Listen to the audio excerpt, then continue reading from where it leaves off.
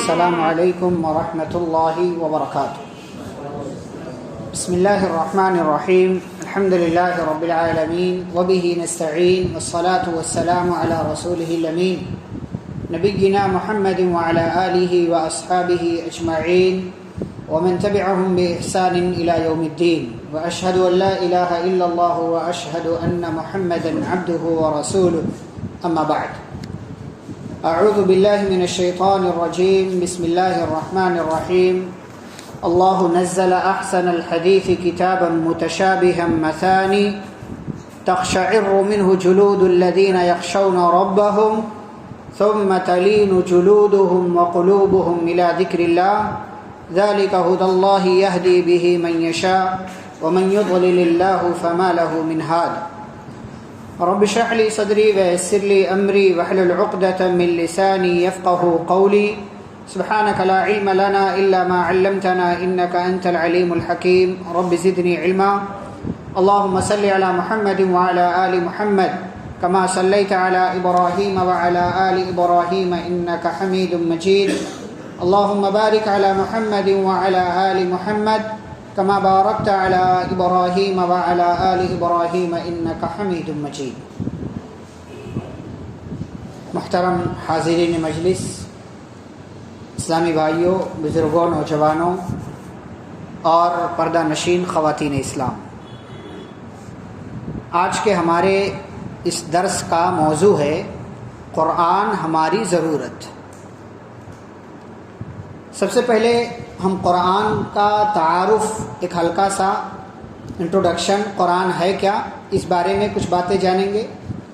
پھر قرآن کی اہمیت پر تھوڑی سی گفتگو ہوگی، پھر قرآن کی فضیلت کے حوالے سے چند باتیں ہوں گی، اور پھر اس کے بعد جو اصل موضوع ہے قرآن ہماری ضرورت کیسے ہے، کیوں ہے اور کس طریقے سے ہے، اس پر انشاءاللہ پھر تفصیلی گفتگو ہوگی، اور پھر اخیر میں 2-3 باتیں کر کے پھر انشاءاللہ بات ختم ہوگی۔ تو قرآن کا مطلب کیا ہوتا ہے؟ نہیں، قرآن کا مطلب، میننگ، ہاں، قرآن کا اصل مطلب ہے پڑھنا۔ یہ فعلان عربی زبان کا ایک وزن، ایک شیپ ہے، اسی کے وزن پر ہے، جس چیز کو بار بار کیا جاتا ہے اس کو فعلان کے وزن پر لے کر آتا ہے۔ تو قرآن یہ فعلان کے وزن پر ہے، مطلب پڑھنا، بار بار جس کو ریپیٹ کیا جائے، پڑھا جائے، اس کو قرآن کہا جاتا ہے۔ اور ویسے قرآن کس کو کہتے ہیں؟ شریعت میں قرآن کس کو کہتے ہیں؟ ہم مختصر طور سے جانتے ہیں کہ اللہ کی کتاب کو قرآن کہا جاتا ہے، لیکن اس کا اصل تعارف کیا ہے؟ خود اللہ رب العالمین نے سورۃ الشعراء میں بیان کیا ہے، جو پارہ نمبر 19 کی ایک سورہ ہے۔ اللہ نے کہا وَإِنَّهُ لَتَنزِيلُ رَبِّ الْعَالَمِينَ، قرآن یہ نازل ہے کس کی طرف سے؟ رب العالمین کی طرف سے، یعنی اللہ کی طرف سے۔ لے کر کون آیا؟ نزل بہ الروح الامین، جس کو لے کر کے اترے کون؟ روح الامین، یعنی جبریل امین علیہ الصلاۃ والسلام۔ کس پر؟ علی قلبک، آپ صلی اللہ علیہ وسلم کے دل پر، یعنی آپ صلی اللہ علیہ وسلم کے پاس آئے۔ قرآن نازل کرنے کا مقصد کیا ہے؟ لتکون من المنذرین، تاکہ آپ اس کتاب کے ذریعے لوگوں کو کیا کریں؟ ڈرائیں۔ اور یہ کتاب کس لینگویج میں ہے؟ اللہ نے کہا بلسان عربی مبین، واضح عربی لینگویج میں، عربی زبان میں یہ قرآن مجید۔ تو یہ خود اللہ رب العالمین نے قرآن کا تعارف اور اس کا مختصر انٹرو جو ہے بیان کیا، انٹروڈکشن بیان کیا اللہ رب العالمین نے کہ قرآن ہے کیسی کتاب۔ اب یہ قرآن اللہ رب العالمین نے نازل کیا 22 سال سے کچھ زائد کی مدت میں پیارے رسول صلی اللہ علیہ وسلم پر یہ مکمل قرآن نازل ہوا۔ پہلے اللہ نے لوح محفوظ سے آسمان دنیا پر اس کو اتارا، کون سی رات میں؟ شب قدر میں، لیلۃ القدر میں، جس کو اللہ نے کہا انا انزلناہ فی لیلۃ القدر، ہم نے اس قرآن کو لیلۃ القدر میں نازل کیا۔ شب قدر میں اللہ رب العالمین کہاں سے؟ لوح محفوظ سے آسمان دنیا پر ایک رات میں مکمل قرآن نازل ہوا۔ لیکن پھر آسمان دنیا سے دنیا کے اندر پیارے نبی صلی اللہ علیہ وسلم پر کتنے دنوں میں نازل ہوا؟ 22 سال سے کچھ زائد کا وقت لگا۔ 22 سال، یعنی پیارے نبی صلی اللہ علیہ وسلم کو جب نبی بنایا گیا اور آپ کی وفات سے پہلے تک کا جو دورانیہ ہے، جو ٹائم ہے، جو سال ہے، جو مہینے ہیں، اس دوران اللہ نے اس قرآن مقدس کو نازل کیا ہے۔ یہ قرآن نازل ہوا.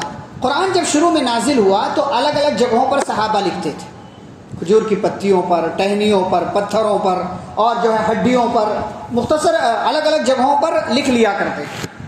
اور مکمل قرآن ایک جگہ نہیں تھا. پیارے رسول صلی اللہ علیہ وسلم کی وفات ہو گئی, ابو بکر صدیق رضی اللہ عنہ خلیفہ بنائے گئے, جنگ یمامہ ایک جنگ ہوئی جس کے اندر بہت سارے وہ صحابہ شہید ہو گئے جن کو قرآن یاد تھا.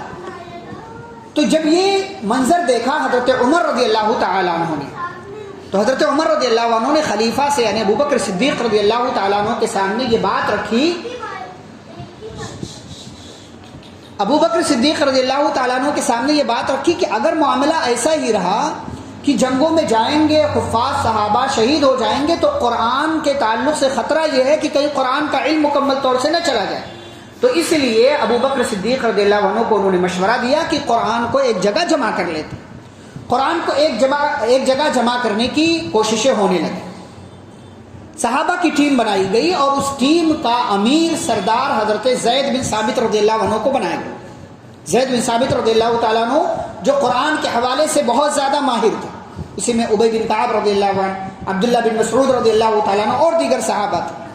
زید بن ثابت رضی اللہ تعالیٰ عنہ کی جو ہے امیری میں, سرداری میں, اگوائی میں قرآن کو ایک جگہ جمع کر لیا گیا. ایک جگہ کسی پوچھا جاتا کسی کے پاس قرآن کا کچھ حصہ ہے, کسی کے پاس کچھ حصہ ہے, لا کر کے ایک جگہ اس کو جمع کر دیا گیا. اس طریقے سے قرآن ایک جگہ جمع ہو گیا. اب یہ سلسلہ چلتے چلتے عمر رضی اللہ تعالیٰ عنہ کا دور آیا, پھر اس کے بعد عثمان رضی اللہ تعالیٰ عنہ کا دور آیا. عثمان رضی اللہ تعالیٰ عنہ کے دور میں ایک اور مشورہ یہ ہوا کہ قرآن کو اب لکھ لیا جائے ایک جگہ پر, مصحف کی شکل دے دی جائے. چنانچہ عثمان رضی اللہ تعالیٰ عنہ کے زمانے میں بھی زید بن ثابت رضی اللہ تعالیٰ عنہ کو امیر بنا کر کے, ذمہ داری دے کر کے یہ کہا گیا کہ قرآن کو اب لکھنے کا, ایک جگہ لکھنے کا, مصحف کی شکل دینے کا کام کیا گیا. چنانچہ ان کی جو ہے ذمہ داری میں یہ مکمل کام ہوا اور ایک مصحف پر تمام صحابہ کو جمع کر لیا گیا, تمام مسلمانوں کو جمع کر لیا گیا, اور پھر اسی کے الگ الگ پرنٹ, الگ الگ نسخے کروا کر کے, جو بھی اس زمانے میں طریقہ تھا, الگ الگ ملکوں میں بھیج دیا گیا جہاں پر اسلامی حکومت پھیل چکی تھی. گویا کہ قرآن دو دفتیوں, دو کاغذات کے درمیان مکمل طور سے حضرت عثمان رضی اللہ تعالیٰ عنہ کے زمانے میں آ گیا اور پھر وہیں سے سلسلہ چلتے چلتے آگے بڑھا. اچھا, یہاں پر قرآن کے حوالے سے ایک بات, پہلے قرآن پر حرکتیں نہیں تھی, نقطے نہیں تھے, بعد میں نقطے لگائے گئے ہیں, بعد میں حرکتیں لگائی گئی. تو کیا یہ کام بدعت ہے؟ ہمارے بہت سارے بھائی بولتے کہ تم لوگ بدعت بہت بولتے ہو, تو قرآن پر نقطے بھی تو پہلے نہیں تھے اور حرکت بھی نہیں تھی, تو یہ جو ہے یہ بدعت نہیں ہے. کیسے آپ اس کو ایکسپلین کریں گے؟ کس طریقے سے سامنے؟ بھائی ظاہر سی بات, یہ بات اپنی جگہ سچ ہے کہ پہلے قرآن پر نقطے نہیں تھے, پہلے قرآن پر اعراب بھی نہیں لگا تھا, زیر زبر پیش بھی نہیں لگا تھا, بعد میں لگایا گیا ہے. تھا پیارے نبی صلی اللہ علیہ وسلم کے زمانے کے بہت بعد میں لگایا گیا. تو آپ کیسے جواب دیں گے کہ یہ کام بدعت نہیں ہے؟ جی نہیں, جہاں بھی تھا قرآن تو عربی زبان میں ہی ہے. نہیں تو یہ تو ضرورت پڑی تب لگایا گیا نا, وہ ایک الگ چیز ہو گئی. لیکن آپ یہ کیسے بتائیں گے کہ مطلب بدعت نہیں ہے؟ اس کا جواب ایک یہ ہے کہ قرآن پر نقطے پہلے بھی تھے, قرآن پر اعراب پہلے بھی تھا. فرق کیا ہے دونوں باتوں میں؟ دونوں باتوں میں فرق کیا ہے؟ میں نے پہلے کہا کہ قرآن پر نقطے پہلے نہیں لکھے ہوئے تھے, پہلے حرکتیں نہیں لگی ہوئی تھیں, اعراب نہیں لگایا گیا تھا. اور دوسری بات میں نے کیا کہی کہ قرآن پر نقطے پہلے بھی تھے, اعراب پہلے بھی تھے, حرکتیں پہلے بھی تھیں. دونوں میں فرق کیا؟ فرق یہ ہے کہ پہلے بھی نقطہ تھا, اعراب تھا, حرکتیں تھیں, لیکن لکھا نہیں گیا تھا. مثال کے طور الحمدللہ رب العالمین, پہلے تو یہی پڑھا جاتا تھا نا, اعراب اور نقطے لگانے سے پہلے بھی اس کو ویسے ہی پڑھا جاتا تھا. پہلے موجود تھا لیکن دکھائی نہیں دیتا تھا چونکہ لگایا نہیں گیا تھا, لگایا نہیں گیا تھا. بعد میں جیسے آپ ابھی کوئی ورڈ لکھ دیجئے بورڈ پر کوئی ورڈ لکھ دیجئے اور کسی بچے سے کہو کہ پڑھو, نہ آپ اس پر نقطے لگائیں, نہ حرکت لگائیں, نہ اعراب لگائیں, بچہ کیا کرے گا؟ پڑھ لے گا, کبھی نہیں پڑھ پائے گا. لیکن جو بندہ اس کو صحیح پڑھے گا اس کو وہ ویسے ہی پڑھے گا جیسے اس کو حرکت لگانے کے بعد، نقطے لگانے کے بعد پڑھا جاتا ہے. تو قرآن پر نقطہ پہلے تھا، لگایا نہیں گیا تھا، صرف پڑھا جاتا تھا. بعد میں کیا کر دیا گیا؟ لگا بھی دیا گیا اور کیا کیا گیا؟ پڑھا بھی گیا. تو اس حساب سے یہ بدعت نہیں ہے، چونکہ اس کا وجود پہلے تھا. فرق صرف اتنا ہے کہ لکھا نہیں گیا. لکھا کیوں گیا؟ اب وہ جو بھائی نے جواب دیا تھا کہ لکھا کیوں گیا، اس لیے کہ قرآن عرب سے ہٹ کر کے عجمیوں کے درمیان بھی پہنچا. چونکہ عجم میں یعنی ہم اور آپ کے علاقے میں وہ عربی زبان کے ماہر لوگ نہیں تھے، عربی نہیں جانتے تھے. تو ایسے لوگوں کی ضرورت کے لیے کیا کیا گیا؟ قرآن پر حرکت لگایا گیا اور اعراب لگایا. ورنہ عرب والوں کو اس کی ضرورت نہیں تھی، لیکن جب ضرورت پڑی تو پھر قرآن پر حرکتیں لگا دی گئیں اور اعراب لگا دیے گئے. یہ قرآن کا ایک ہلکا سا تعارف، انٹروڈکشن میں نے آپ کے سامنے رکھا. اب قرآن کی اہمیت کیا ہے؟ قرآن کی اہمیت کے لیے آپ کو ایک بات بتائیے، کوئی بھی ایک بات. امپورٹینس، قرآن کی امپورٹینس. جی ہاں، وہ ایک ٹھیک ہے، مطلب کوئی ایک بہت بڑی چیز کوئی آپ بولیے. اللہ کا کلام ہے. جی. اور کوئی؟ معجزہ ہے. اور کوئی؟ حق اور باطل کو فرق کرنے والی چیز. لیکن ایک اور بڑی چیز جو میں آپ کو بتاؤں، سب سے پہلی چیز، اس پر ایمان لانا ضروری ہے. قرآن پر آپ ایمان نہیں لائیں گے تو آپ مسلمان ہی نہیں.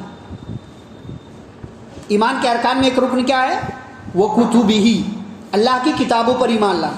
قرآن بھی اللہ، یہ قرآن کی اہمیت ہے کہ آپ اگر ایمان نہیں لاتے ہیں قرآن پر تو آپ مومن نہیں ہیں، مسلمان نہیں.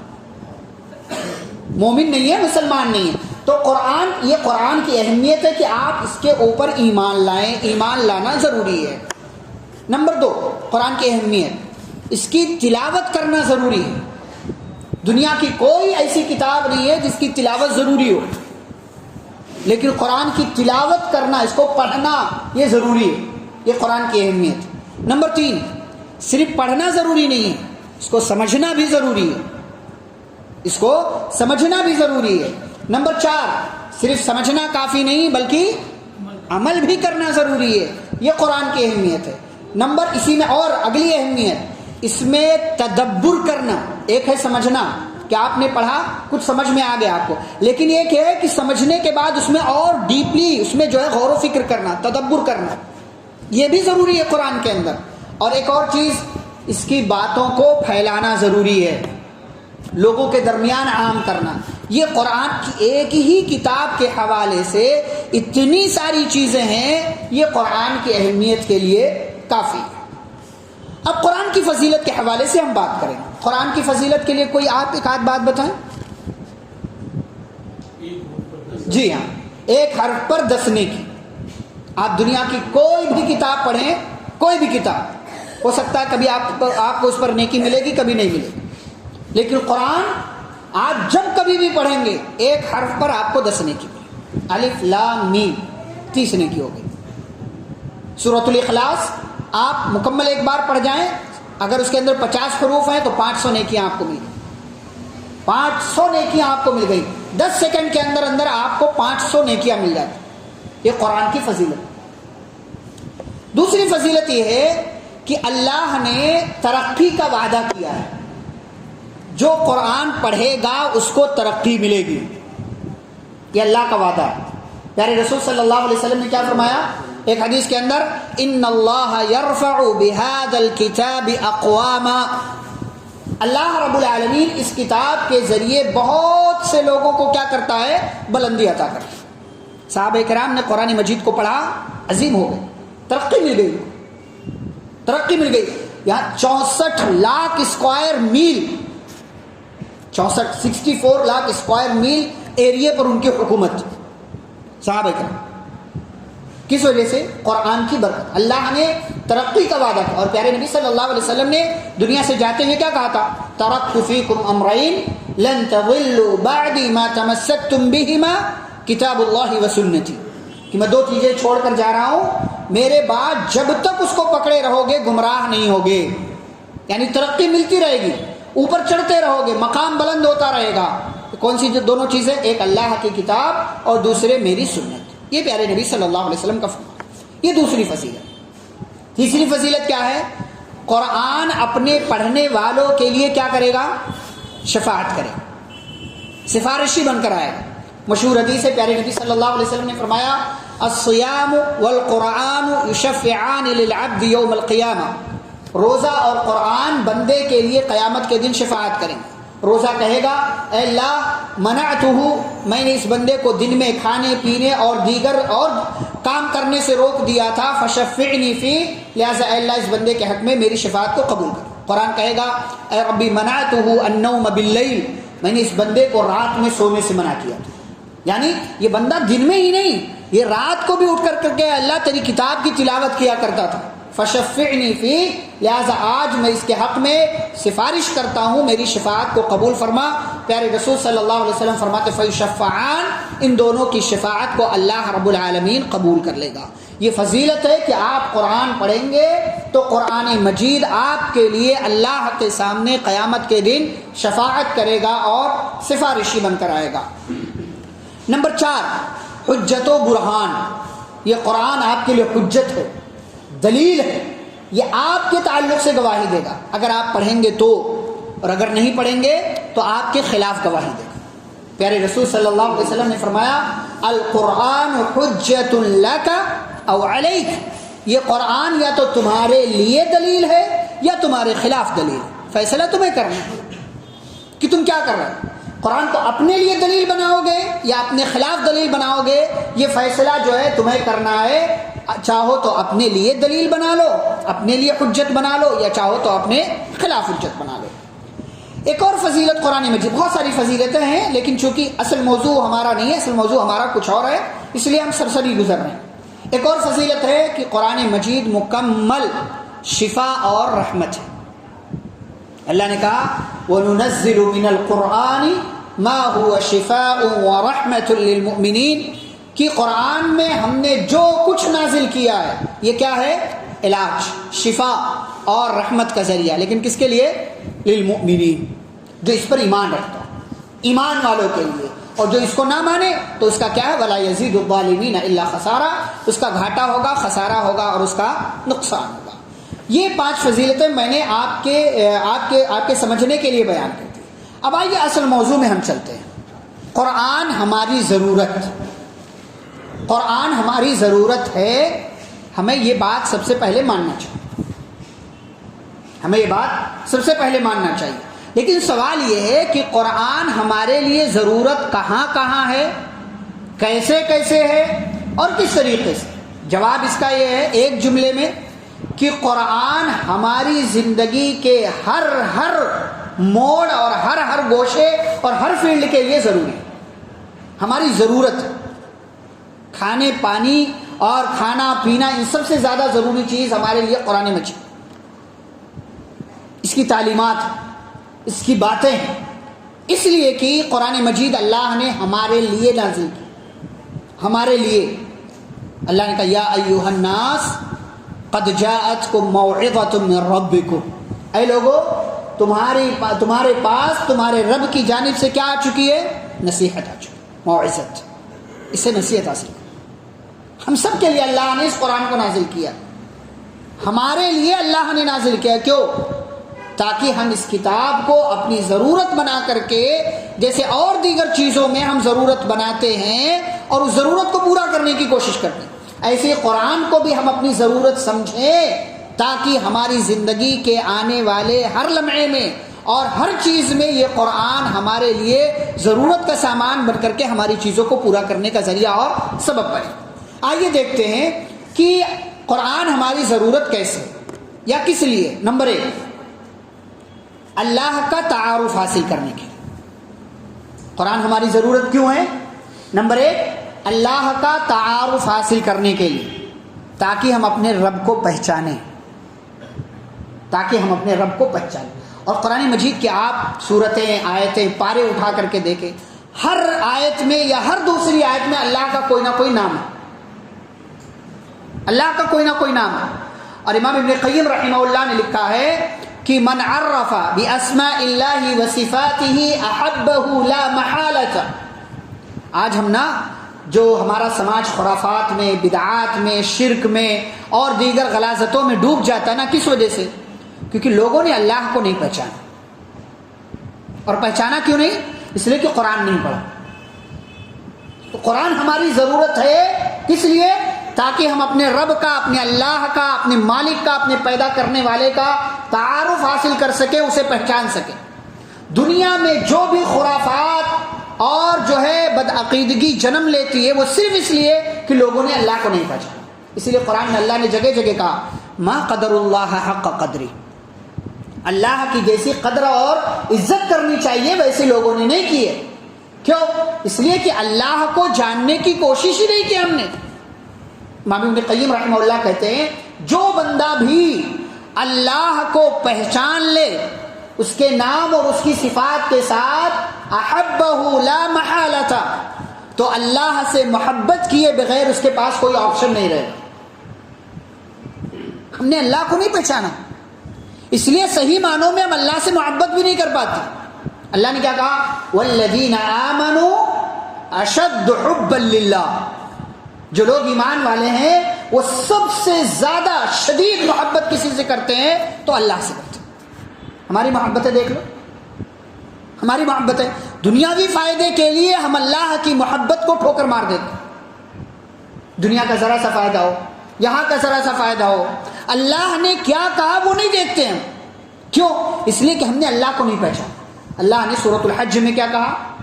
اے لوگو، ایک مثال بیان کی جاتی ہے، غور سے سنو. جن کو تم اللہ کو چھوڑ کر پکارتے ہو نا، یہ ایک مکھی بھی پیدا نہیں کر سکتی. اور اگر مکھی ان کے پاس سے کوئی سامان اٹھا لے، یہ سب مل کر کے اس کو منع بھی نہیں کر سکتے. پھر اللہ نے کیا کہا؟ ضعف الطالب والمطلوب، مانگنے والا بھی کمزور اور جس سے مانگا جا رہا وہ بھی کمزور. پھر اللہ نے کیا کہا؟ ما قدر اللہ حق قدری، انہوں نے اللہ کی قدر ہی نہیں کی، اللہ کو جانا ہی نہیں، اللہ کو پہچانا ہی نہیں کہ اللہ کون ہے. یہ کس سے مانگ رہے ہیں لوگ؟ کس سے مانگ رہے ہیں؟ جو مکھی تک کو اپنے پاس سے دور نہیں کر سکتا. جبکہ اللہ کا معاملہ کیا ہے؟ ان اللہ لقوی عزیز، اللہ طاقتور ہے اور اللہ غالب ہے. مکھی کیا؟ اللہ نے انسانوں کو بھی پیدا کیا. مکھی کیا؟ اللہ نے دنیا کی تمام تر چیزوں کو اللہ ہی نے پیدا کیا. یہ اللہ کا پاور ہے، یہ اللہ کی طاقت ہے، یہ اللہ کی قدرت ہے. تو قرآن ہماری ضرورت اس لیے ہے تاکہ ہم اللہ کو پہچانیں. اور ابھی مغرب کی نماز میں نے آپ کے سامنے پہلی رکعت میں سورۃ المؤمن کی کچھ آیتیں تلاوت، اس کے اندر اللہ نے اپنا تعارف بیان کیا. کیا کہا؟ کیا کہا اللہ رب العالمین؟ اللہ الذی جعل لکم اللیل لتسکنوا فیہ والنہار مبصرا. اللہ وہ ہے جس نے تمہارے لیے رات بنائی. کیوں؟ تاکہ تم آرام کرو. والنہار مبصرا، اور اللہ نے دن کی روشنی بنائی تاکہ دن کی روشنی میں تم دیکھ کر کے کام کرو، اپنی ضرورتوں کے لیے باہر نکلو. یہ اللہ ہے. پوری کائنات مل جائے، رات جیسا کوئی سسٹم، کوئی نظام نہیں بنا سکتا. پوری کائنات کی طاقتیں، سائنس، ٹیکنالوجی اور دیگر تمام تر چیزیں مل جائیں، دن کی روشنی جیسی روشنی نہیں بنا سکتے. ان اللہ لذو فضل علی الناس، اللہ کیا کہتے ہیں؟ اللہ لوگوں پر اپنا فضل، اپنا کرم لٹاتا ہے، لیکن لوگوں کا معاملہ کیا ہے؟ وَلَكِنَّ أَكْثَرَ النَّاسِ لَا يَشْكُرُونَ، اکثر لوگ تو اللہ کا شکریہ ادا نہیں کرتے. ذَلِكُمُ اللَّهُ رَبُّكُمْ، وہی اللہ تمہارا رب. یہ کیسے پتا چلے گا کہ اللہ ہمارا رب؟ قرآن پڑھیں گے، قرآن کو اپنی ضرورت بنائیں گے تو تب قرآن بتائے گا آپ کو کہ تمہارا رب کون ہے. ذَلِكُمُ اللَّهُ رَبُّكُمْ، وہی اللہ تمہارا رب ہے. خالق كل شيء، ہر چیز کا پیدا کرنے والا. لا الہ الا ہو، اس کے سوا کوئی سچا معبود نہیں. فَأَنَّا تُؤْفَكُونَ، کہاں پھر رہے ہو؟ کہاں بھاگ رہے ہو؟ کہاں جا رہے ہو؟ تو قرآن ہماری ضرورت ہے نمبر 1 اللہ کا تعارف حاصل کرنے کے لیے. اپنے رب کو پہچاننا چاہتے ہیں تو قرآن مجید سے اپنا تعلق مضبوط کر لیں اور قرآن مجید کی تلاوت کرنا اور اس کی باتوں کو سمجھنا شروع کر دیجیے. نمبر 2 قرآن ہماری ضرورت کیوں، کس لیے، کس طریقے سے؟ تاکہ ہم نبی کریم صلی اللہ علیہ وسلم کی سیرت اور آپ کی حیات طیبہ کو جان سکیں. قرآن پڑھیں گے، قرآن کو ضرورت بنائیں گے تو معلوم ہوگا کہ پیغمبر کون تھے، نبی کریم صلی اللہ علیہ وسلم کی سیرت کیا ہے. آپ کی حیات طیبہ کیسی گزری, آپ کی مکمل زندگی کن چیزوں سے ہو کر کے گزری. اللہ نے کیا کہا, لقد کان لکم فی رسول اللہ اسوۃ حسنہ, اللہ کے رسول صلی اللہ علیہ وسلم کی زندگی میں تمہارے لیے بہترین نمونہ ہے, بہترین نمونہ. ایک صحابی آئے, ایک انسان آیا اما عائشہ رضی اللہ عنہا کے پاس, کیا پوچھا کہ رسول اکرم صلی اللہ علیہ وسلم کے اخلاق کیسے تھے, آپ کا کیریکٹر کیسا تھا. اما عائشہ رضی اللہ عنہا نے کہا, تم نے قرآن نہیں پڑھا, تم نے قرآن نہیں پڑھا. کان خلقہ القرآن, پیارے رسول صلی اللہ علیہ وسلم کا اخلاق دیکھنا ہو تو قرآن پڑھو, قرآن پڑھو. قرآن ہماری ضرورت ہے, کیوں؟ اس لیے تاکہ ہم نبی کریم صلی اللہ علیہ وسلم کو پہچانیں, تاکہ ہمیں اپنے نبی کے بارے میں جانکاری ہو, تاکہ ہمیں پیارے رسول صلی اللہ علیہ وسلم کی سیرت کے بارے میں پتہ چلے. اللہ نے کیا کہا, فَبِمَا رَحْمَةٍ مِّنَ اللَّهِ لِنْتَ لَهُمْ, اللہ کی رحمت کی وجہ سے آپ نرم ہیں, اور اسی نرمی کی وجہ سے لوگ کیا ہے, آپ کے قریب آتے ہیں. آگے اللہ نے کیا کہا, وَلَوْ كُنْتَ فَضًّا غَلِيظَ الْقَلْبِ لَانفَضُّوا مِنْ حَوْلِكَ, اے نبی کریم صلی اللہ علیہ وسلم, اگر آپ سخت ہوتے, آپ کا مزاج سخت ہوتا, آپ کا دل سخت ہوتا, سارے لوگ آپ سے دور چلے جاتے, کوئی آپ کے قریب نہیں آتا. کیا پتہ چلا, ہمارے پیارے رسول صلی اللہ علیہ وسلم نے لوگوں کے ساتھ ہمیشہ نرمی کا معاملہ کیا, نرمی کا اور اسی نرمی کی وجہ سے لوگ آپ سے قریب آئے, لوگ آپ سے قریب آئے اسی نرمی کی وجہ سے. اور صرف 22 سال کی مدت میں 1 لاکھ سے زائد لوگوں نے آپ کے ہاتھ پر اسلام قبول کیا, صرف 22 سال. کس وجہ سے؟ اسی نرمی کی وجہ سے. کیسے پتہ چلے گا آپ کو؟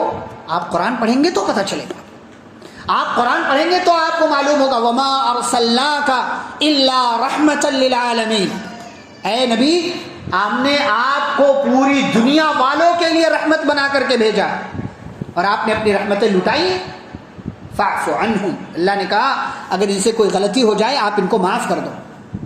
نبی نے کیسے معاف کیا, کس طریقے سے نبی صلی اللہ علیہ وسلم نے لوگوں کی غلطیاں معاف کی, کہ لوگ آپ کو ستانے والے, پریشان کرنے والے, لیکن قرآن یہ کہتا ہے کہ نبی کریم صلی اللہ علیہ وسلم نے سبھی کو معاف کر دیا.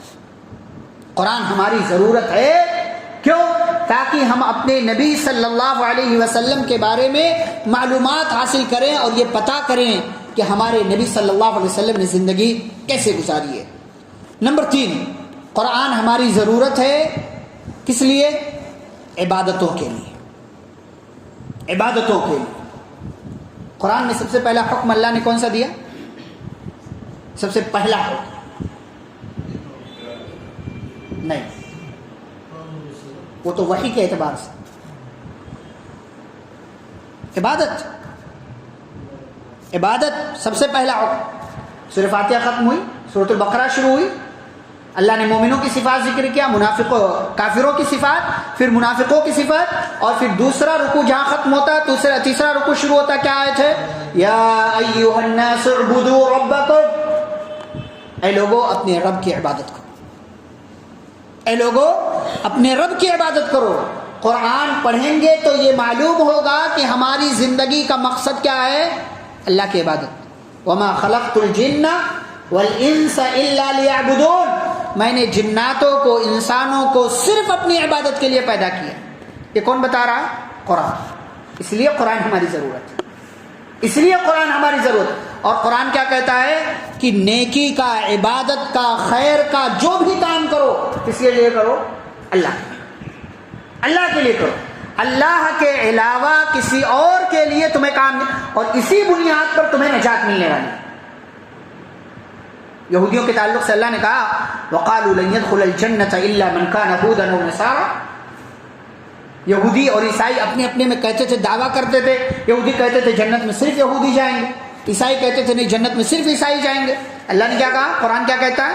تِلْكَ أَمَانِيُّهُمْ, یہ ان کے اپنی خواہشات, یہ ان کی اپنی آرزویں ہیں.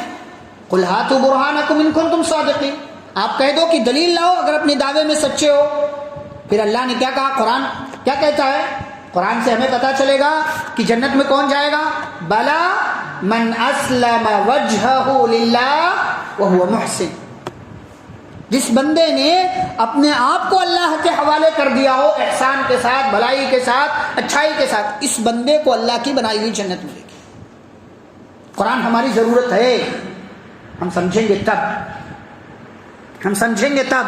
اور میں نے ایک جملہ لکھا آج جب میں نے یہ پوسٹر سوشل میڈیا پر شیئر کیا، میں نے ایک جملہ لکھا کہ ہم دنیا بھر کی چیزوں کو ضرورت سمجھتے ہیں تو حاصل بھی کر لیتے ہیں،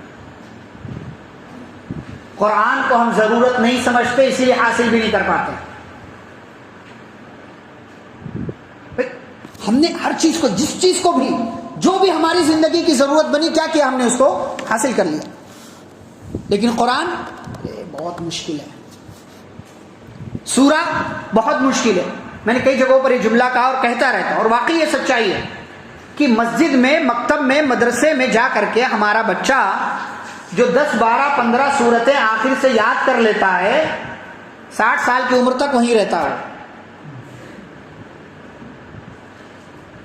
ابھی یہاں کتنے 40 سال 45 سال 50 سال والے کتنی صورتیں یاد ہیں؟ وہی 10 12 لاسٹ والی. 40 سال میں اگر آپ نے ایک سال میں صرف ایک آیت یاد کیا ہوتا تو آج 40 آیتیں اور آپ کو یاد ہوتی. لیکن ہم نے ضرورت نہیں سمجھا، ہم نے ضرورت نہیں سمجھا. ہم نے بس قرآن، ہاں ہماری کتاب ہے، کوئی جلا دے کوئی پھاڑ دے غصہ ہوتا، اچھی بات ہے، ایمان کا تقاضا ہے. لیکن اپنی زندگی دیکھیں نا، مسجدیں ٹوٹ رہی ہیں، ایسا ہو رہا ویسا ہو رہا، غصہ آ رہا ہے. غصہ آنا اچھی بات ہے، فطری بات، ایمان کا تقاضا بھی ہے. لیکن اپنی مسجدوں کو ہم کتنا آباد کر رہے ہیں؟ ہمارے محلے کی مسجد میں کتنی تعداد بڑھی نمازی ہیں، ہم نہیں ضرورت سمجھتے. ہم تو ایمان والے، سب کچھ ہمارا، سب کچھ ہمارا. قرآن کو ہم نے ضرورت نہیں سمجھا. صحابہ 50 سال 40 سال 45 سال کی عمر میں مسلمان ہوئے اور قرآن سیکھ لیا، یاد کر لیا. ہم تو پیدائشی مسلمان ہیں الحمدللہ. کتنی صورتیں یاد کرتے ہیں، قرآن کی کتنی دعائیں یاد ہیں ہم کو. وہ صورتیں بھی ہم کو یاد نہیں ہے جو نماز میں باقاعدہ پابندی کے ساتھ امام تلاوت کرتا ہے، چاہے جمعہ کے دن سورۃ الاعلیٰ، سورۃ الغاشیہ ہو، یا ایسے ہی فجر کے دن سورۃ السجدہ ہو، سورہ جو ہے الدہر ہو، یا اور کوئی سورہ ہو جو پابندی کے ساتھ امام پڑھتا ہے. وہ صورتیں بھی ہمیں یاد ہیں. کیوں؟ اس لیے کہ قرآن کو ہم نے اپنی ضرورت نہیں سمجھی. قرآن ایک بوڑھے سے بوڑھا انسان بھی موبائل دے دو سیکھ لیتا ہے، اس کو ایسے چلانا، ایسے چلانا، یہ کرنا، وہ کرنا، یہ بٹن دبانا، ایسے کام کرنا، فون ایسے لگایا جاتا ہے، ایسے لگایا جاتا ہے. لیکن اس نے قرآن نہیں پڑھا تھا بچپن میں، گھر والوں نے نہیں پڑھایا تھا، یا ان کے گھرانے میں، ان کی فیملی میں پڑھنے وڑھنے کا رواج نہیں تھا. آج کو پڑھنے کا، ارے اس عمر میں پڑھیں گے، اس عمر میں بھی پڑھ سکتے ہیں بھیا، ضرورت تو سمجھیں اس کو. 60 سال کا آدمی جو ہے بائک چلانا سیکھ لیتا ہے، گاڑی چلانا سیکھ لیتا ہے. کیوں؟ اس لیے کہ اس کو ضرورت سمجھ رہا ہے. تجارت کرنا سیکھ لیتا ہے کیونکہ ضرورت سمجھ رہا ہے. قرآن کو ہم نے اپنی ضرورت نہیں سمجھا. عورتوں سے پوچھو گھروں میں کتنی طرح کی ڈشیں بناتی ہیں. کیوں؟ اس لیے کہ ضرورت ہے اس کی. بھائی مہمان آئے، نئی ڈش، عید آئی ہے، نئی ڈش، کوئی اور خوشی کا موقع ہے، نئی ڈش، یہ موقع ہے، ایسا یہ ڈش بناؤ، یہ کھانا بنا. سیکھ لیتی، یہاں سے سیکھا، وہاں سے سیکھا، کوئی کتاب لے آیا، کوئی ویڈیو دیکھ لیا، سیکھ لیتی. کیوں؟ اس لیے کہ ضرورت سمجھ رہی ہیں. لیکن قرآن پڑھنے کے لیے کہہ دو، جن کو پڑھنا نہیں آتا، قرآن یاد کرنے کے لیے کہہ دو تو نہیں یہ ضرورت ہے، اب اس عمر میں کہاں یاد کریں گے. ضرورت سمجھیں گے تو پھر آسانی ہوگی، ضرورت نہیں سمجھیں گے تو آپ کو مشکل لگے گا. تو یہ تیسری چیز ہے کہ قرآن ہماری ضرورت ہے کس لیے؟ عبادتوں کے لیے، تاکہ عبادت کے کاموں کو ہم صحیح طریقے سے انجام دے سکیں اور صرف اللہ کے لیے ہم کام کریں. جیسا کہ قرآن میں بہت جگہوں پر اس کا تذکرہ. اور عبادت کب تک کرنی ہے؟ کب تک؟ وَاعْبُدْ رَبَّكَ حَتَّى يَأْتِيَكَ الْيَقِينُ. آپ اپنے رب کی عبادت کیجئے یہاں تک کہ آپ کو کیا آ جائے؟ یقین آ جائے. یقین سے مراد موت. یہاں اور موت سے زیادہ یقینی چیز کوئی ہے ہی نہیں. موت کے آنے میں کوئی شک و شبہ نہیں، بالکل یقینی ہے، کسی کا کوئی اختلاف نہیں، سب لوگ مانتے ہیں کہ مرنا ہے ایک دن. تو اللہ نے کہا اپنے رب کی عبادت کرو، یہ قرآن کہتا ہے. کب تک؟ یہاں تک کہ تمہیں یقین آ جائے، یعنی موت آ جائے. چوتھی وجہ قرآن ہماری ضرورت ہے.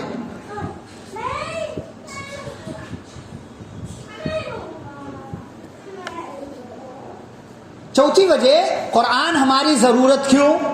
تاکہ ہم انبیاء کے واقعات سے صبر اور برداشت کا مادہ اپنے اندر پیدا کر سکیں. صبر اور برداشت کا مادہ. آپ قرآن پڑھیں گے تو آپ کو معلوم ہوگا کہ انبیاء کرام کے واقعات اللہ نے قرآن میں ذکر کیے کئی جگہوں پر. انبیاء کرام کے واقعات, اور اس قرآن کے اندر ان واقعات کو ذکر کرنے کا مقصد کیا ہے؟ اللہ نے کیا کہا؟ وَكُلًّا نَقُصُّ عَلَيْكَ مِنْ أَنْبَاءِ الرُّسُلِ مَا نُثَبِّتُ بِهِ فُؤَادَكَ. اللہ نے کہا کہ ہم نے رسولوں کے واقعات اس لیے بیان کیے ہیں تاکہ ان کو پڑھ کر کے آپ کا دل مضبوط ہو جائے. اور ایک جگہ اللہ نے کہا لَقَدْ كَانَ فِي قَصَصِهِمْ عِبْرَةٌ لِأُولِي الْأَلْبَابِ. لوگوں کے یعنی انبیاء کرام کے واقعات اور قصوں میں کیا ہے؟ عقل مندوں کے لیے نصیحت. عقل مندوں کے لیے نصیحت. آپ پڑھیں ایک کنارے سے پیغمبروں کے واقعات اللہ نے ذکر کیے.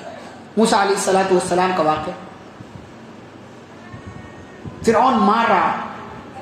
آج کہتے ہیں نا یہ کرنا چاہیے وہ کرنا چاہیے, حالات اتنے بدترین ہو گئے. اتنے بدترین حالات نہیں ہوئی,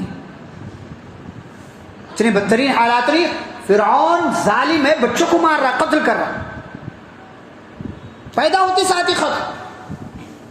بنی اسرائیل موسیٰ علیہ السلام کے پاس پہنچے, پورا واقعہ بیان کیا, ایسا ایسا ہمارے ساتھ ہو رہا ہے. موسیٰ علیہ السلام نے دو بات کہی, استعینوا باللہ واصبروا, اللہ کی مدد مانگو اور صبر کرو. یہ زمین اللہ کی ہے, اللہ جس کو چاہتا ہے دیتا ہے. تو بنی اسرائیل نے کیا کہا؟ اوذینا من قبل ان تاتینا ومن بعد ما جئتنا. ارے کیا وہی بول رہے ہو؟ اللہ کی مدد, صبر صبر سب ہمیں پتا ہے. آپ نہیں آئے تھے تب بھی فرعون ہمیں مار رہا تھا, آپ آئے ہیں اس کے بعد بھی فرعون ہمیں مار رہا ہے, اور آپ ہمیں یہی پاٹ پڑھا رہے, یہی سبق دے رہے ہو. جیسا کہ بعض لوگ علماء کو کہے ان لوگوں کو کیا آتا ہے, یہ تو صبر خالی صبر کرنے کے لیے کہتے. موسیٰ علیہ السلام نے یہی بات. اور اس کے بعد جب بنی اسرائیل نے جملہ کہا کہ آپ کے آنے سے پہلے بھی ہم مارے جا رہے تھے, آپ کے آنے کے بعد بھی مارے جا رہے ہیں, تو موسیٰ علیہ السلام نے کیا کہا؟ عسیٰ ربکم ان یہلک عدوکم. یہ ایمان, بہت جلد تمہارا رب تمہارے دشمن کو ہلاک کرے گا. وَيَسْتَخْلِفَكُمْ فِي الْأَرْضِ, اور اس زمین کی حکومت تمہارے حصے میں آ جائے گی. پھر کیا کہا؟ فَيَنْظُرَ كَيْفَ تَعْمَلُونَ, پھر اللہ دیکھے گا کہ تم کون سا کام کر رہے ہو, کون سا عمل کر رہے ہو. حادثہ ہوتا ہے نا تو سب کوئی بولتا ہے ایسا ہو گیا ویسا ہو گیا, لیکن عام حالات میں نیکیاں کون کرتا؟ مسجد کے بارے میں سارے لوگ بول رہے ہیں ایسا ہو گیا ایسا ہو گیا, لیکن مسجد کو آباد کرنے والے کتنے؟ سوشل میڈیا پر ماں باپ کی جو ہے, ماں باپ کے تعلق سے ان کے عظمت کے بارے میں باتیں کرنے والے سب ہیں, لیکن حقیقی زندگی میں ماں باپ کی کون کتنی خدمت کر رہا ہے؟ کون کتنی خدمت کر رہا ہے؟ تو اصل معاملہ یہ نہیں ہے. اصل معاملہ یہ ہے کہ قرآن پڑھیں گے تو قرآن آپ کو یہ بتائے گا کہ مشکل حالات کا مقابلہ کیسے کرنا ہے آپ کو. انبیاء کے واقعات سے صبر برداشت, یہاں تک کہ پیارے رسول صلی اللہ علیہ وسلم کو اللہ نے کہا فاصبر کما صبر اولو العزم من الرسل. اے نبی صلی اللہ علیہ وسلم آپ بھی صبر کیجئے جیسے بڑے بڑے پیغمبروں نے صبر کیا ہے. ایوب علیہ السلام ایک بیماری کتنے سال 18 سال, ایک بیماری 18 سال تک رہی. اور فرعون سے نجات پانے کے لیے موسیٰ علیہ السلام اور ان کے بھائی ہارون علیہ السلام مسلسل دعا کر رہے, مسلسل 25 سے 30 سال, اور بعض مفسرین نے 40 سال لکھا ہے. اللہ 40 سال کے بعد کہتا ہے قد اجیبت دعوتکما, اے موسیٰ ہارون آپ دونوں کی دعا قبول کر لی اللہ نے, اب فرعون ہلاک ہونے والا. تو جب ہم قرآن پڑھیں گے نا, قرآن کو اپنی ضرورت بنائیں گے, تو قرآن ہمیں صبر کرنے کا, برداشت کرنے کا طریقہ بتائے گا کہ مشکل حالات سے آپ مقابلہ کیسے کریں. یہ انبیاء کرام کے واقعات سے ہمیں یہ چیز معلوم ہوتی ہے, تو اس لیے قرآن ہماری ضرورت ہے. اگلی بات, بری اور نافرمان قوموں کے انجام سے عبرت و نصیحت حاصل کرنے کے لیے قرآن ہماری ضرورت ہے.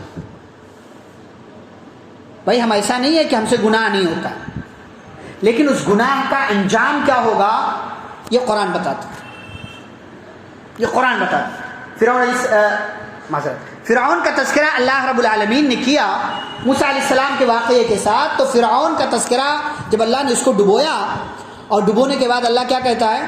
الیوم ننجیک ببدنک لتکون لمن خلفک آیہ. کہنے لگے اللہ رب العالمین نے کہا اے فرعون آج کے دن ہم تیری باڈی کو تیرے بدن کو بچا کر کے رکھیں گے. کیوں؟ تاکہ تو اپنے بعد میں آنے والے لوگوں کے لیے کیا ہو؟ نشانی. جو ظلم کرے گا اس کا انجام فرعون جیسا. قارون کا تذکرہ کیا اللہ نے اور قارون کا تذکرہ کرنے کے بعد فخسفنا به وبداره الارض. ہم نے اس کو اس کے خزانے کے ساتھ زمین میں دھسا دیا. کوئی اس کی مدد کرنے نہیں آیا نہ وہ خود اپنی مدد کر سکتا تھا. اس کے بعد اللہ کہتے ہیں تلک الدار الاخرۃ نجعلها للذین لا يريدون علوا فی الارض ولا فسادا. ہم نے آخرت میں جو جنت بنائی ہے کامیابی جو ملے گی کس کو؟ جو زمین میں فساد بگاڑ اور تکبر سے کام نہیں لیتا تھا اس کے لیے آخرت میں بہترین انجام ہونے والا. یہ قارون کا واقعہ ہم کو بتاتا ہے. قوم عاد کا واقعہ یہ بتاتا ہے کہ تم سپیریئر نہیں ہو, تم عظیم نہیں ہو. اللہ رب العالمین چاہے اپنے کسی لشکر کو حکم دے تو تمہیں ہلاک و برباد کر سکتا. اور اللہ نے کہا وَلَنُذِيقَنَّهُم مِّنَ الْعَذَابِ الْأَدْنَىٰ دُونَ الْعَذَابِ الْأَكْبَرِ لَعَلَّهُمْ يَرْجِعُونَ. ہم انسانوں کو ان کی غلطیوں کی وجہ سے چھوٹے چھوٹے پیمانے پر سزائیں دیتے ہیں, کوئی عذاب نازل کرتے ہیں بڑے عذاب کے آنے سے پہلے. کیوں ایسا کرتے ہیں؟ لعلہم یرجعون, تاکہ یہ پلٹ آئیں. قرآن پڑھیں گے تو آپ کو پتا چلے گا کہ اس برائی کا انجام یہ ہے. اس برائی قوم لوط کا اللہ نے تذکرہ کیا.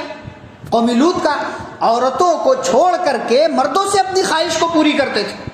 اللہ رب العالمین نے اس قوم کو ہلاک و برباد کیا. جس قوم میں جیسی بیماریاں برائیاں آئیں گی اللہ پرانے قوموں کے واقعات قرآن میں ذکر کر کے یہ بتا رہا ہے یہ غلطی کرو گے تو تمہارا بھی انجام یہی ہوگا.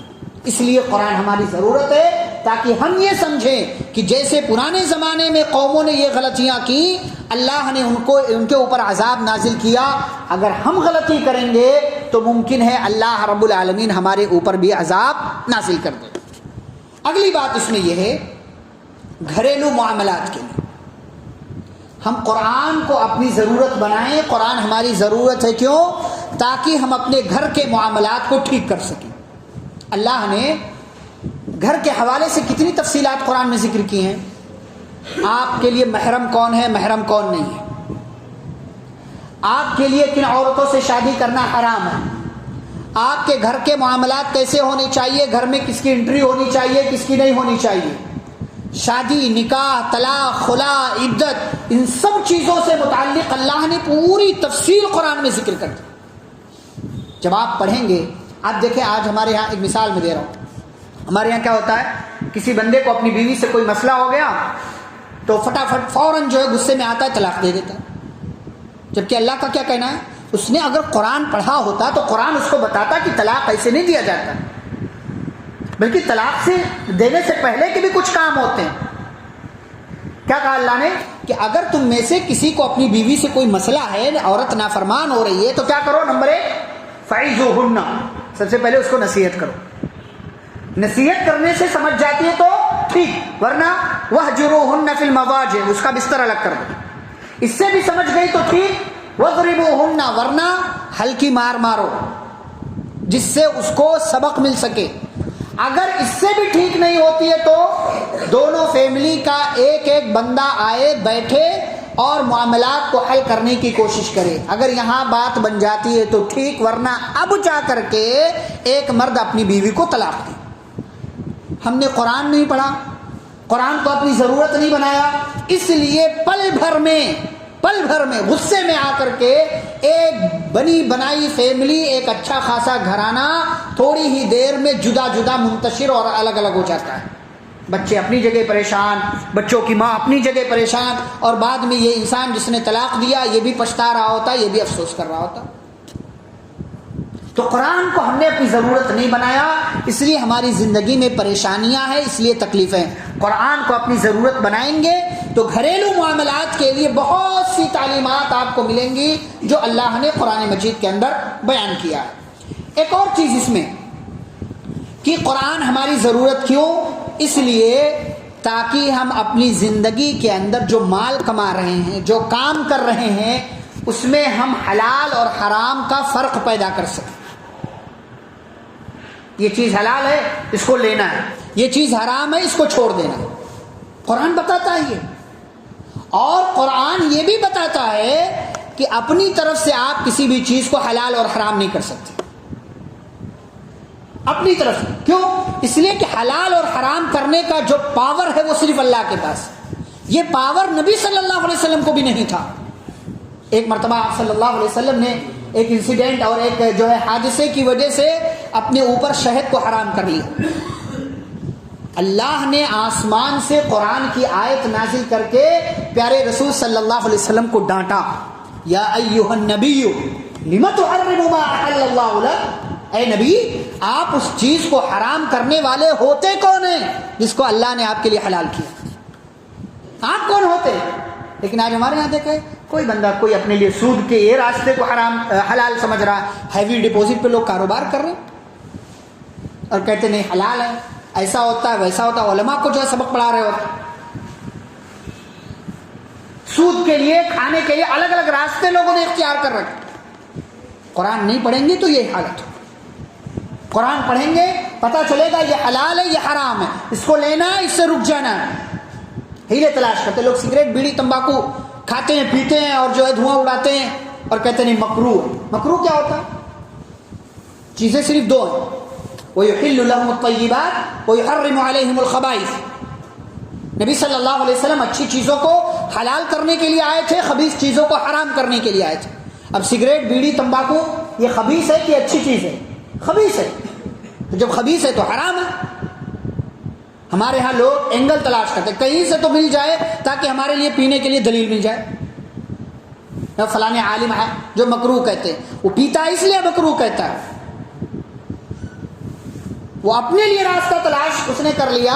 بھائی حلال اور حرام، مکروہ اچھا کس کو کہتے؟ مکروہ ناپسندیدہ، مکروہ یعنی جو اللہ کو ناپسند ہو۔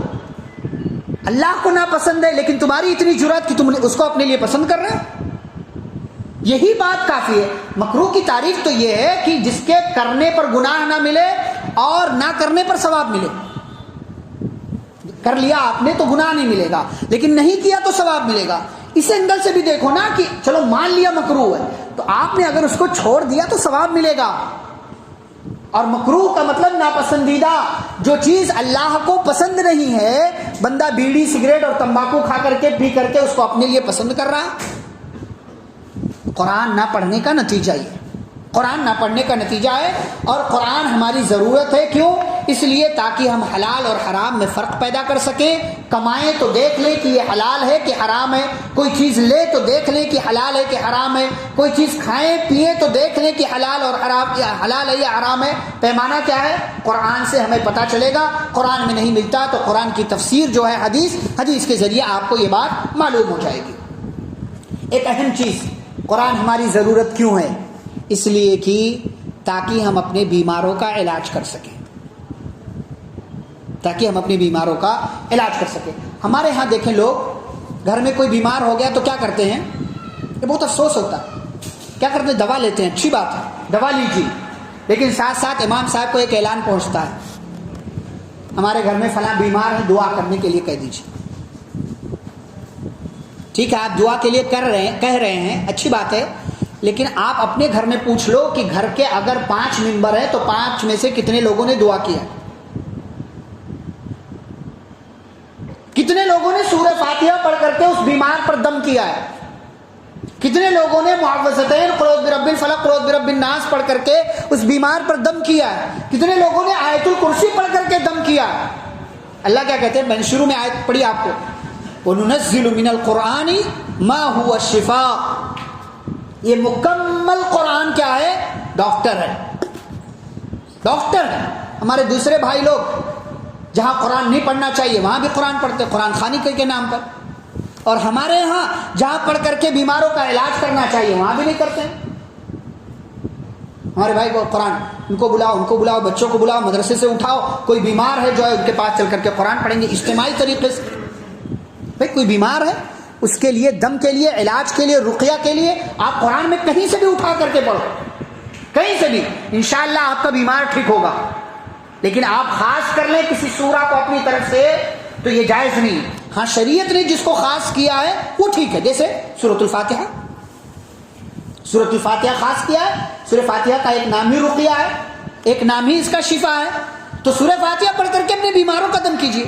عورتیں بھی بعض دفعہ، آج کل تو اور آسانی ہو گئی ہے، لوگ جو ہے فٹافٹ اسٹوری پر، اسٹیٹس پر، فیس بک کے پوسٹ پر ڈال دیتے ہیں ہمارے ابا بیمار ہے دعا کرو. خود تم نے کتنی بار کیا دعا؟ پھر وہ جو گھوم گھوم کر کے آتا دیکھتا ہے کس کا کمنٹ آیا، کس نے لائک کیا. یہ جتنی دیر میں گھوم گھوم کر کے آتا ہے دیکھتا ہے نا کہ میرے اسٹیٹس پر کتنے لوگوں کا ریپلائی آیا، میری پوسٹ پر کتنے لوگوں کے کمنٹ آئے اور کتنے لوگوں نے لائک کیا، اتنی دیر میں اگر اپنے ابا کے لیے یہاں سے دعا کر دے تو ابا ٹھیک ہو جائے. سورہ فاتحہ، صرف سورہ فاتحہ. کتنی مائیں ہیں، عورتیں ہیں، بچہ بیمار ہو گیا، رونا، چیخنا، چلانا، یہاں لے جانا، وہاں لے جانا. سورہ فاتحہ یاد ہے سب کو، پڑھ کر کے دم کر دو.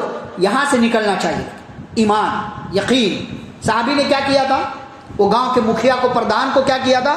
ایک زہریلے جانور نے ڈنک مار دیا. ابو سعید خدری رضی اللہ عنہ نے صرف سورہ فاتحہ پڑھا، وہ ٹھیک ہو گیا، زہر ٹھیک ہو گیا.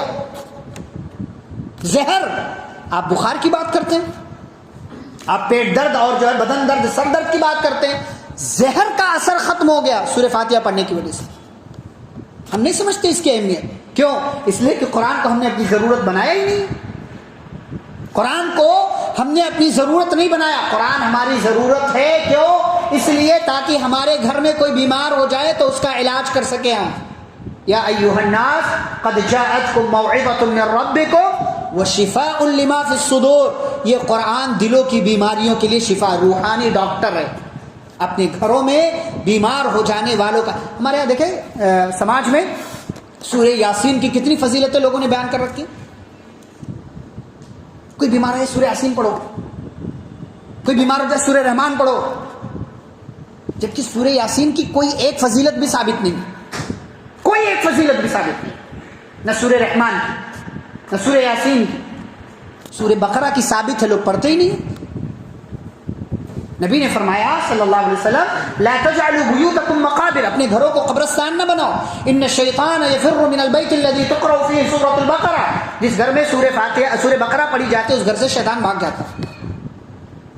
ہمیں اپنے گھروں میں شکایت ہے، عاصب ہے، فلاں کو جو ہے یہ جو ہے بیماری ہے، یہ ڈپریشن ہے، وہ ہے، ایسا ہے ویسا ہے. ہم نے اپنے گھروں میں ٹوائلٹ واش روم بنا دیے، شیطانوں کا گھر بنا دیا، لیکن شیطانوں کو بھگانے کے لیے ہم سورۃ البقرہ ہی نہیں پڑھتے. پرانے دور میں کیا ہوتا تھا؟ ٹوائلٹ واش روم کے لیے آپ کو باہر جانا ہے، قضاء حاجت کے لیے. یہ معاملات اتنے نہیں ہوتے تھے آج سے بھوت پریت والے. ہم نے ٹوائلٹ کو لے کر کے اپنے گھر میں بند کر دیا. شیطانوں کا گھر ہے وہ، خبیث جناتوں کا، جنیوں کا گھر ہے. ان سے بچنے کے لیے ہم کیا تدبیر کرتے ہیں؟ کیا تدبیر کرتے ہیں ہم؟ کتنے لوگ ایسے ٹوائلٹ واش روم میں جا رہے ہیں تو وہاں جانے کی اور آنے کی دعا بھی نہیں پڑھتے. ظاہر سی بات ہے آپ حادثات کا شکار ہوں گے، آپ کے اوپر بیماریاں آئیں گی اور آپ کو پریشانی کا سامنا کرنا پڑے گا. تو قرآن ہماری ضرورت ہے. کیوں؟ تاکہ ہم اپنے بیماروں کا علاج کر سکیں. کسی کو کچھ بھی یاد نہیں ہے، سورۃ الفاتحہ پڑھ کر کے دم کر دو، سورہ فلق، سورہ ناس، معوذتین پڑھ کر کے دم کر دو. پیارے نبی صلی اللہ علیہ وسلم پہلے بہت ساری دعاؤں کے ذریعے اللہ کی پناہ مانگتے تھے، لیکن جب یہ دونوں صورتیں نازل ہو گئیں آپ نے ساری دعائیں چھوڑ دیا اور انہی دونوں صورتوں کو پڑھ کر کے دم کر لیا کرتے. یہ دونوں صورتیں حسد سے، بری نظر سے، جادو سے، شیطان سے، رات کے اندھیرے سے اور جو ہے خبیث جناتوں سے، جنیوں سے، شیطانی وسوسوں سے، ان تمام طرح کی پریشانیوں سے نجات کا ذریعہ اور سبب ہے یہ دونوں صورتیں. قرآن ہماری ضرورت ہے اس لیے تاکہ ہم جنت حاصل کر سکیں اور جہنم سے اپنے آپ کو بچا سکیں. اللہ نے کہا یا ایھا الذین آمنوا قوا انفسکم واہلیکم نارا، اے ایمان والو اپنے آپ کو اور اپنے گھر والوں کو جہنم کی آگ سے بچاؤ. یہ قرآن کہہ رہا ہے. پھر قرآن ساتھ میں نسخے بھی بتا رہا کہ جہنم سے کیسے بچ سکتے ہیں. ان الذین آمنوا وعملوا الصالحات، جو لوگ ایمان لائے، جنہوں نے نیک عمل کیا، یہی لوگ ہیں جن کے لیے اللہ نے جنت تیار کر رکھی ہے. پتہ کیا چلا؟ ایمان اور نیک عمل ضروری ہے. لیکن جن لوگوں نے والذین کفروا وکذبوا بآیاتنا اولئک اصحاب النار، اللہ کہتے جن لوگوں نے کفر کیا، ہماری آیتوں کو جھٹلایا، یہی لوگ کیا ہیں؟ جہنمی ہیں، اور جہنم میں ہمیشہ ہمیشہ رہیں گے۔ قرآن پڑھیں گے تو معلوم ہوگا کہ کون سا نیک کام ہے، کون سا اچھا کام ہے، اور کون سا کام جنت کی طرف لے کر کے جاتا ہے، یہ معلوم ہوگا قرآن سے آپ کو، اور وہ کام کریں گے جنت میں چلے جائیں گے۔ آپ کو معلوم ہوگا کہ یہ کام آپ کو جہنم میں لے جا سکتا ہے، اس سے آپ اپنے آپ کو بچا لیں گے تو جہنم سے آپ دور ہو جائیں گے۔ تو یہ قرآن ہماری ضرورت، اس حوالے سے کئی ایک باتیں میں نے آپ کے سامنے پیش کیا، ورنہ ان تمام باتوں کو ایک جملے میں کہا جائے تو جیسا کہ میں نے شروع میں بھی کہا، قرآن ہماری زندگی کے ہر گوشے کے لیے ضروری۔ ہم اپنے گھروں میں لوح قرآنی لگا لیتے، ہمارے اپنے بھی کتنے ہیں جو ہے آیت الکرسی لے کر کے گھر میں لٹکا دیتے، کیا فائدہ ہے اس کا؟ کیا فائدہ ہے اس کا؟ بعض لوگ تو دکان مکان کی خیر و برکت کے لیے دکان سے اٹھا کر کے لے کر آ جاتے، ارے وہ جس دکان سے لے کر کے آئے ہو نا، اس دکان میں کتنے دنوں تک برکت آئی اس میں؟ اور ہمارے ہاں لوگ لا کر کے گھر میں لگا لیتے ہیں، کوئی آٹو میں لگا لیتا ہے، کوئی جو ہے مکان میں، کوئی دکان میں، کوئی آفس میں لگا لیتا ہے، برکت آئے گی۔ وہ جہاں وہ بن رہا ہے وہاں بھی برکت نہیں آ رہی ہے، کیوں؟ اس لیے کہ اس سے برکت آتی ہی نہیں۔ قرآن پڑھنے سے برکت آتی ہے، قرآن کی تلاوت کرنے سے برکت آتی ہے، قرآن کو سمجھنا پڑھنا اس پر عمل کرنے سے برکت آتی ہے۔ قرآن کو صرف رکھ لینے سے برکت نہیں آتی، رکھ لینے سے برکت نہیں آتی، ورنہ گھروں میں قرآن رکھا رہے تو برکتیں نازل نہیں۔ قرآن پڑھنے سے برکت نازل ہوگی، قرآن کی تلاوت کرنے سے برکت نازل ہوگی۔ قرآن کا ایک ایک حرف، ایک ایک لفظ، ایک ایک جملہ اور ایک ایک آیت جو ہے اپنے آپ میں بہت عظیم ہے، اور قرآن واقعی اگر آپ پڑھتے چلے جائیں تو آپ کو ایک سے ایک حیرت انگیز چیزیں ملیں گی۔ اور میں بتاؤں آپ کو خود اپنی مثال دے کر کے، اپنی تعریف نہیں، بس آپ کو سمجھانے کے لیے، میں نے 8 سال کی عمر میں 6 مہینے میں قرآن حفظ کیا الحمدللہ۔ آج سے 25 سال پہلے 1999 یہی کاندیولی جامعہ رحمانیہ، 8 سال کی عمر 6 مہینے میں حفظ۔ آج آپ مجھ سے پوچھیں کہ کیسے میں نے یاد کر لیا، میں نہیں بتا پاؤں گا کیسے، اللہ کی طرف سے۔ لیکن ایک بات اور آپ کو بتاؤ، آج میں جس مقام پر بھی ہوں، مجھے یہ بات ماننے میں ذرا بھی شک و شبہ نہیں کہ یہ سب قرآن کی برکت ہے، صرف قرآن کی برکت اور کچھ نہیں۔ قرآن کی برکت کے علاوہ کچھ نہیں ہے کہ آج میں آپ کے سامنے یہاں بیٹھ کر کے کچھ بول رہا ہوں آپ کو قرآن کے حوالے سے، اور قرآن سے تعلق ہمارا مضبوط ہونا چاہیے۔ آخری 3 باتیں پیغام کے طور، یہ میں نے مثال دیا آپ کو، ایسا نہیں کہ میں نے حفظ کیا 99 میں اور اس کے بعد 2024 سے چل رہا، 25 سال گزر گئے تو میں نے پڑھا نہیں۔ سال بھر میں کئی مرتبہ پڑھنے کا اہتمام کیا جاتا، پچھلے 25 سالوں سے تراویح پڑھا رہا۔ کسی کو بولو تو پوچھتا عمر کتنی، 25 سال سے تراویح پڑھا رہا، بولو تو کہتا عمر کتنی، 32 سال، 25 سال سے الحمدللہ۔ یہ صرف قرآن کی برکت۔ واللہ سلف میں سے کتنے ہیں کہتے تھے کہ جب میں قرآن سے جڑ جاتا ہوں تو مجھے اپنی زندگی میں برکتیں دکھائی دیتی ہیں، اور کسی وجہ سے قرآن سے میرا تعلق تھوڑا سا کمزور ہو گیا تو میرے گھر سے برکتیں اٹھ جاتی ہیں، مجھے نظر آتا ہے۔ اور آپ ایک عالم ہمارے پڑوسی ملک کے ہیں، قاری صہیب میر محمدی حفظہ اللہ، آپ یوٹیوب وغیرہ پر ان کی ویڈیوز دیکھتے ہوں گے، کتنا شہرا ان کا دنیا جانتی ہے، قرآن بڑا پیارا پڑھتے ہیں، بڑا پیارا قرآن۔ آج جو بھی وہ ہیں وہ قرآن کی برکت ہے۔ ہمارے شیخ بدیع الزمان مدنی پچھلے دنوں یہاں دراوی کانفرنس میں آئے ہوئے تھے، ان کے ساتھی ہوں۔ شیخ کہتے یہ بندہ پڑھنے میں بہت زیادہ تیز نہیں تھا، قاری صاحب میرے محمد اپنی ساتھی کے حساب سے کہتے، لیکن جہاں بھی دیکھو یہ بندہ ہمیشہ قرآن لے کے بیٹھا رہتا، ہاسٹل میں، کلاس میں، مسجد نبوی میں، مسجد نبوی کے آس پاس کہیں گھومنے گئے وہاں بھی قرآن لے کے جاؤ۔ قرآن سے ہمیشہ اس کا تعلق رہا، اور اس کی برکت کی وجہ سے اللہ نے آج اتنا اونچا مقام دیا کہ دنیا جانتی ہے، پہچانتی ہے، اور ان کا نام محبت سے لیتی۔ آپ قرآن سے جڑ جائیں گے، اللہ آپ کو عظیم بنا دے گا، آپ کے گھر میں برکتیں آئیں گی، اور یہ برکت خود آپ اپنی آنکھوں سے دیکھیں۔ قرآن اچھا سا لے کر کے، غلاف لا کر کے اس کو اچھی جگہ رکھ دینے سے برکت نہیں آتی۔ آپ پورا قرآن گھول کر پی جائیں، کوئی برکت نہیں آئے گی آپ کو۔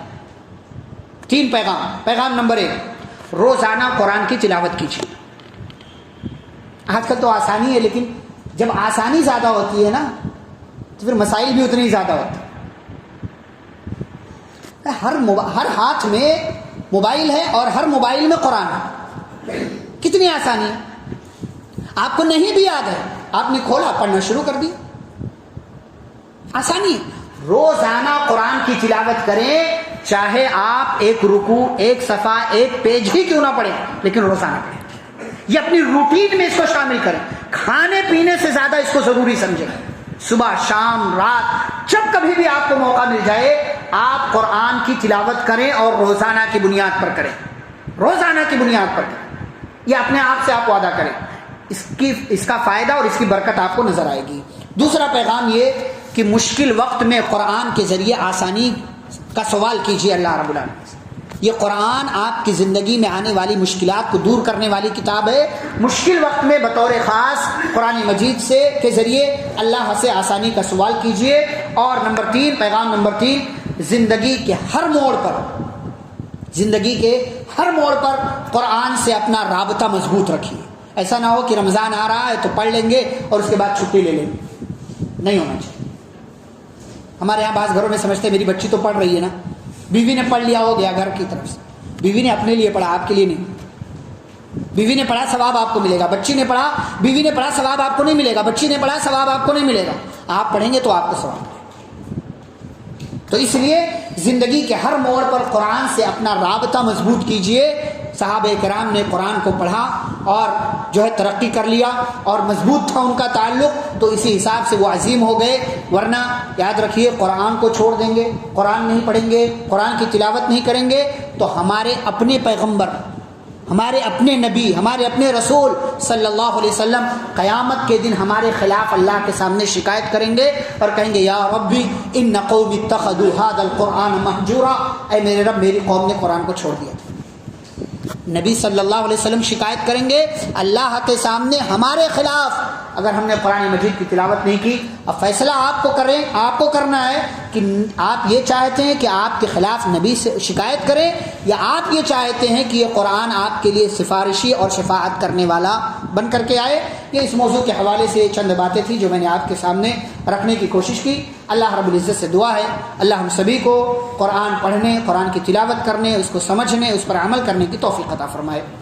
اللہ ہمیں اپنی زندگی کی تمام تر چیزوں کے لیے قرآن کو اپنی ضرورت بنانے کی توفیق عطا فرما، اور قرآن مجید سیکھنے سکھانے کی توفیق عطا فرما، اس لیے کہ نبی کریم صلی اللہ علیہ وسلم نے فرمایا ہے جو قرآن سیکھتا ہے، جو سکھاتا ہے، ان لوگوں میں سب سے زیادہ بہتر ہے، سب سے زیادہ خیر والا ہے۔ اللہ تو ہمیں قرآن سیکھنے والا بنا، سکھانے والا بنا، اور ہمیں اپنی نسلوں کو اور اپنے آپ کو بھی قرآن سے محبت کرنے والا بنا۔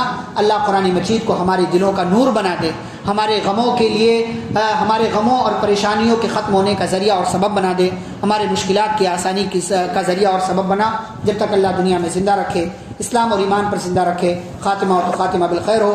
وصلی اللہ تعالی علی نبینا محمد وعلی آلہ وصحبہ اجمعین برحمتک یا ارحم الراحمین۔ ربنا تقبل منا انك انت السميع العليم، سبحانك اللهم وبحمدك اشهد ان لا اله الا انت استغفرك واتوب اليك، والسلام علیکم ورحمۃ اللہ وبرکاتہ۔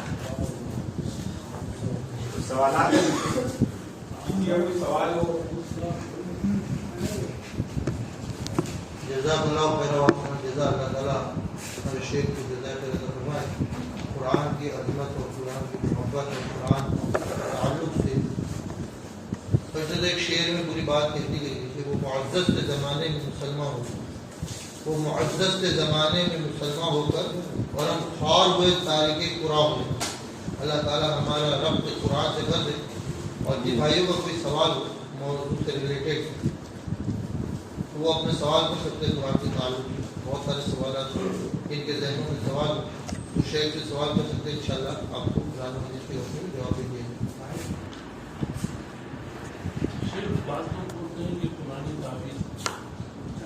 نہیں، بعض لوگ قرآنی تعویذ کو جائز بولتے ہیں، بالکل جائز نہیں، وہ قرآن کی بے حرمتی ہے۔ تعویذ، ہر قسم کا تعویذ جو ہے شرک۔ بعض لوگوں نے جائز قرار دیا ہے لیکن اس شکل میں نہیں۔ جی پھر اس کی اپنی تفصیلات.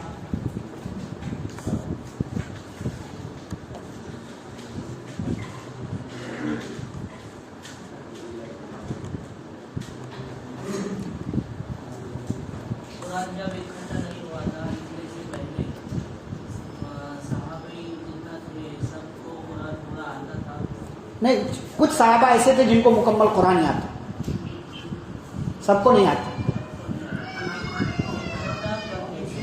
ہاں, اکٹھا جب ہو گیا تو بہت سارے حافظ ہو.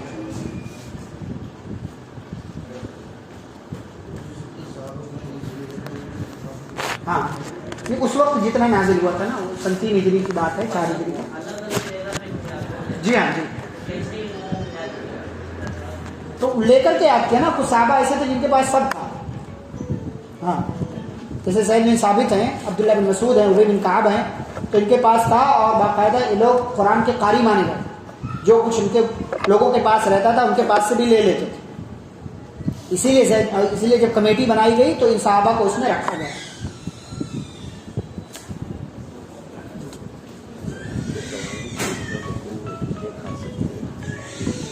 جھینگا مکروہ نہیں, جھینگا کھا سکتے ہیں, مکروہ نہیں ہے. جھینگا حلال ہے.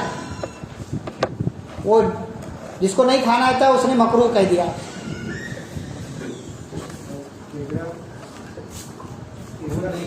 کیکڑا بھی حلال ہے انشاءاللہ. نبی صلی اللہ علیہ وسلم نے ذب نہیں کھایا, حالانکہ آپ کی موجودگی میں حضرت خالد بن ولید رضی اللہ عنہ نے خوب جم کر کے کھایا. تو نبی صلی اللہ علیہ وسلم نے نہیں کھایا. تو انہوں نے پوچھا کیا یہ حرام ہے؟ نبی صلی اللہ علیہ وسلم نے کہا نہیں حرام نہیں, لیکن ہمارے علاقے میں نہیں پایا جاتا, اس لیے ہماری طبیعت اس طرف نہیں جاتی. تو جن کے علاقے میں پایا جاتا وہ لوگ شوق سے کھاتے ہیں, ہمارے علاقے میں نہیں پایا جاتا تو ہم نہیں کھاتے, لیکن اس کو حرام بھی نہیں کہیں گے ہم. ایک صحابی تھے, جب گوشت کھا لیتے تھے تو ان کے اوپر جنسی خواہش کا غلبہ ہو جاتا تھا. تو انہوں نے کہا کہ آج کے بعد گوشت ہی نہیں کھاؤں گا, گوشت کو اپنے اوپر حرام کر لیا. تو اللہ نے کہا یا ایھا الذین آمنوا لا تحرموا طیبات ما احل اللہ, اللہ نے جو تمہارے لیے حلال کیا اس کو حرام مت کرو. ہاں ٹھیک ہے, تمہاری طبیعت نہیں کہہ رہی ہے تو مت کھاؤ, لیکن اس کو حرام یا اس کو اور کچھ مت کہو, گندا مت کہو.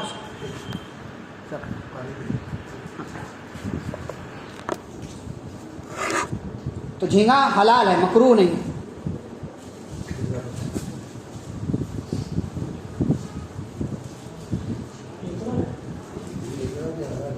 حلال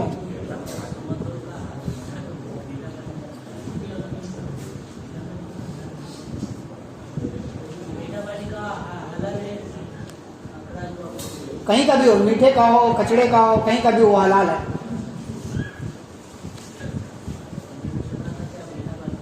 نہیں, جانور جو حلال ہے وہ کہیں بھی رہے وہ حلال ہے, اگر آپ کی طبیعت ہے تو.